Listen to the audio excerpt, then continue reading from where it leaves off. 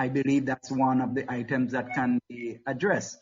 And take, for example, the kits, the testing kits. Now, I know we don't have the technology, as far as I know, in the region to develop kits, but there are certain items for the tests, for testing, and you will know about this.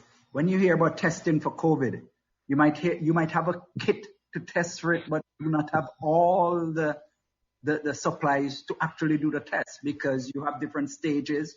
For example, you have to use a swab, which is something that is scarce internationally, but it is not as simple as that. But maybe some of our manufacturers can find out what is required and see how they can step up to that. So there are opportunities. It is for the region's manufacturing sector to find out and to see how they can fit in. In terms of the tourism, I know already among the heads, in fact, one of the things raised in the meeting is we probably need to look at using this opportunity to encourage intra-regional tourism as early as summer. Now, for like Mr. Bremner will know that usually the summer times are relatively quiet in the region. That is something we can look at. And that is why we are looking at a public health policy that will facilitate at least intra-regional lifting of restrictions, including that of travel. And if we can achieve that, we can encourage our citizens who will otherwise be probably traveling out of the region to travel within the region to generate that level of economic activity that will help to address the hotel industry and the tourism industry. And so there are opportunities. It is for our regional businesses to explore, to delve into what are the opportunities and to work closely with government. And as I said, the Council of Trade and Economic Development, the heads have discussed possibilities of facilitating even more than has been happening some of these developments within the region. And I heard earlier, I think it was Mr. Samaroo who addressed some issues of basically how can we make doing business easier in the region.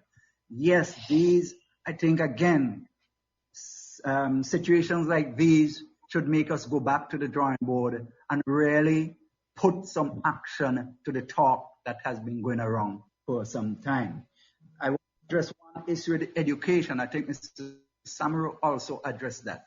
I would like you to know that CARICOM is currently working on a regional human resource development strategy that we call the 2030 strategy, which was a mandate of the heads a few years ago. And it is exactly to address one of the issues you raised, where we just don't produce persons in the education system to go out and seek any job that they do not yet know, but to try and fit the preparation of our human resources to meet the demands of our industry. And we are at a fairly advanced stage of the preparation. The CDB is involved in this and has been really supportive. Various institutions, the UWI, etc., are involved in this. And it is not yet at the point where we are getting the products. But yes, we are aware of that. And this situation will, I believe, even accelerate the development of those plans. So yes, we have to take these challenges, situations like these, and create opportunities for our region to move forward in its development. And our heads are very cognizant of that, and I believe they are really serious at this time, during these times, to put into action some of the many discussion items you have here now.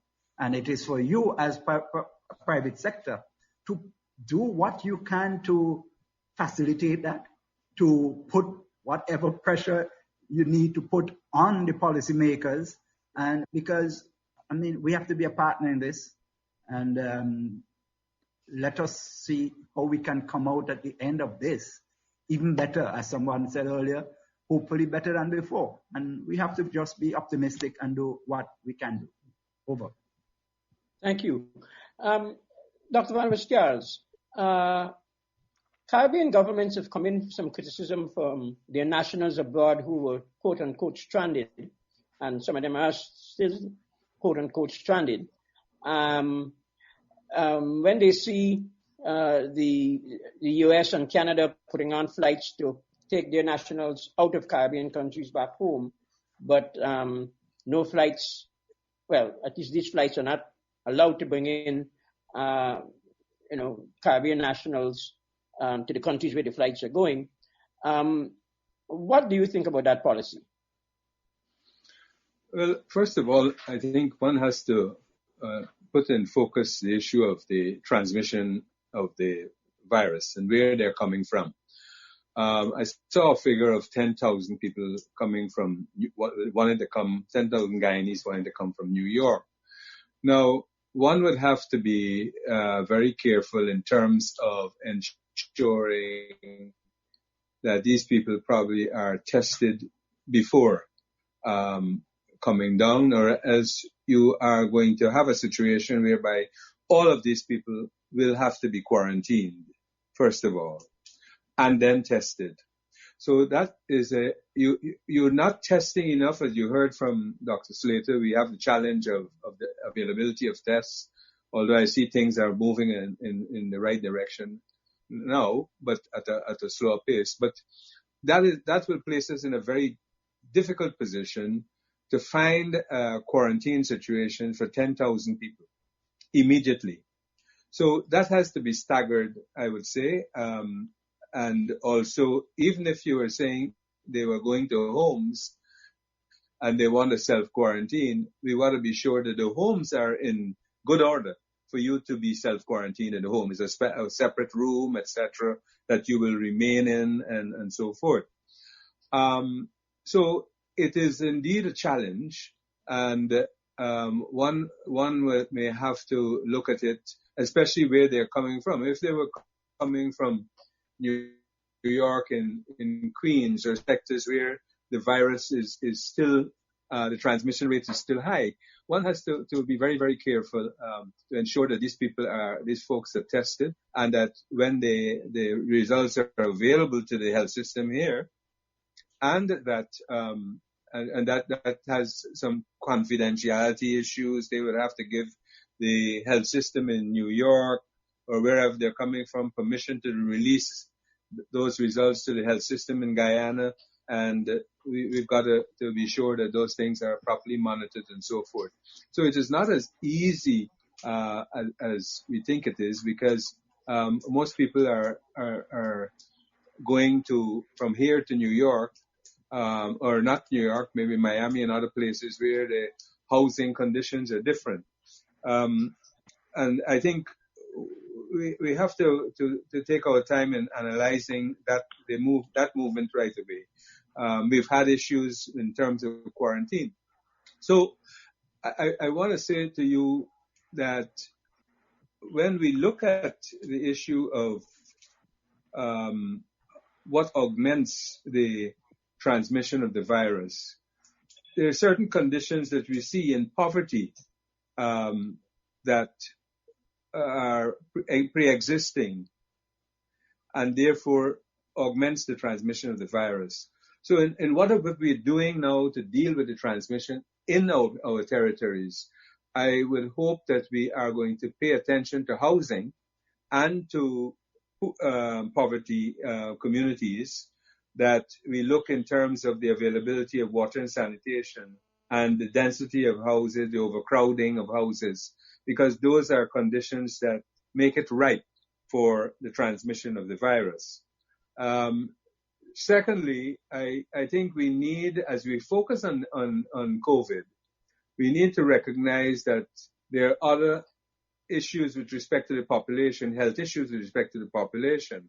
And what we have seen in some cases is a decrease in the treatment of other pathologies and the shifting of resources. So it may make things worse in some cases. And so we have to, as we look at the health system, try to ensure that we organize, we reshape how we may be structuring the health system to deal not only with COVID, but also with the other pathologies, maternal and child health, postnatal care, etc.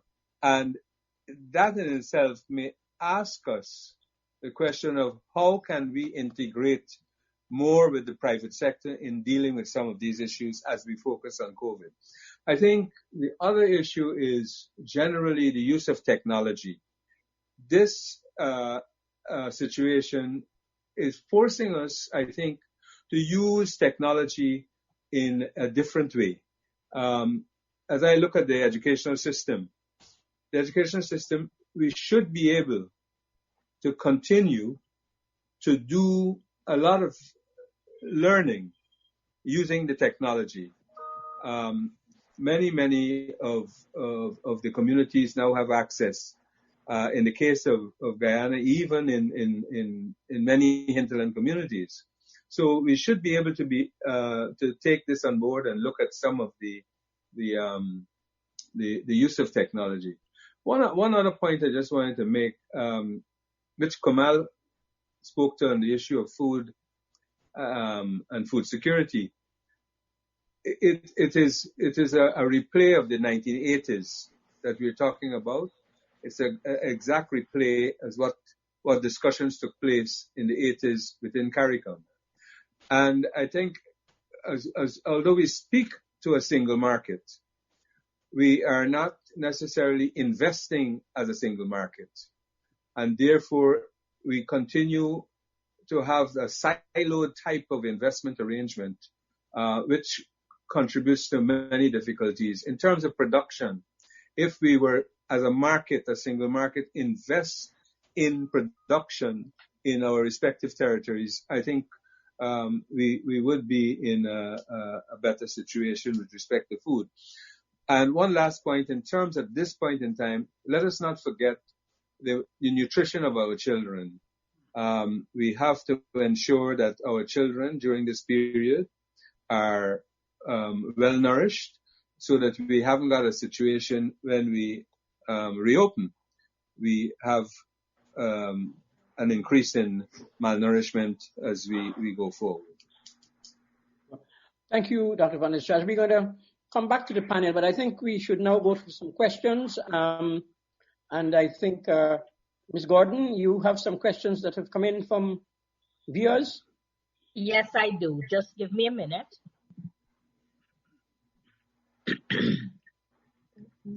Wesley, while she's getting those questions, yes. Might I interject? Or you got them, Melinda? Yes, I have them. Sorry. Oh, go ahead. No, go ahead. I'll start from the top. Arimash wanted to know how will technology play a role in this, but I do believe that this was just addressed. I don't know if anybody wants to expand on that. The role of technology. Does anyone want to address that? Mrs.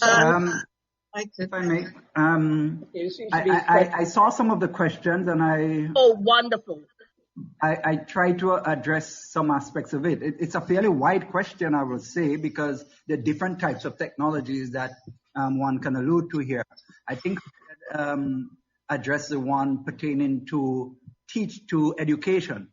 And I can tell you that at the CARICOM level, the CACC, which is our major examination council that assesses our young folks at high school level, they have stepped up to the plate, and fortunately, they have been working already on using information technology, and they are now doing a lot of their exams online. And also, some member states have stepped up to the plate doing teaching online. I know Jamaica has a fairly extensive program. So you see, these challenges really, what I think they do is to push us, accelerate us to where we need to go. And to some extent,